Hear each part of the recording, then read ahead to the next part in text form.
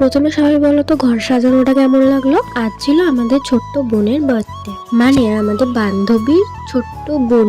আমরা তাড়াতাড়ি গিয়ে ঘরটা সাজিয়ে নিই তিনজন মিলে খুব কষ্ট করে। ঘরটা ক্যামেরায় না যত সুন্দর লাগছে তার থেকে সামনাসামনি অনেক সুন্দর লাগছিল। এটা আমাদের বান্ধবী স্নেহা আর স্নেহার বোন শ্রেষ্ঠা আশীর্বাদ করছে। আমরা তারপর একটু মোমো খেয়ে নিলাম, খুব খুব টেস্টি ছিল মোমোটা আর মোমো স্যুপটা। মানে আমরা পাগলামি করছিলাম ঘর গোছানোর সময়, ঝাঁটা দিয়ে দেখাচ্ছি যে পুরস্কার পেয়েছে, এসব করছিলাম।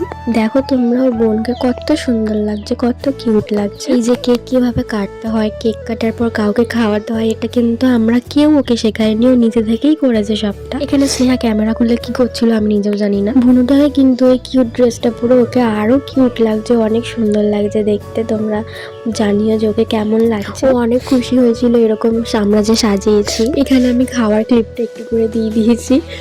এখানে আমরা বলছিলাম অনেক ভালো হয়েছে, অনেক টেস্টি এসব বলছিলাম। চাটনিটা অনেক ঝাল ছিল যার জন্য স্নেহা একদম খেতেই পারছিল না। আচ্ছা, দেখা হবে পরের ভিডিওতে।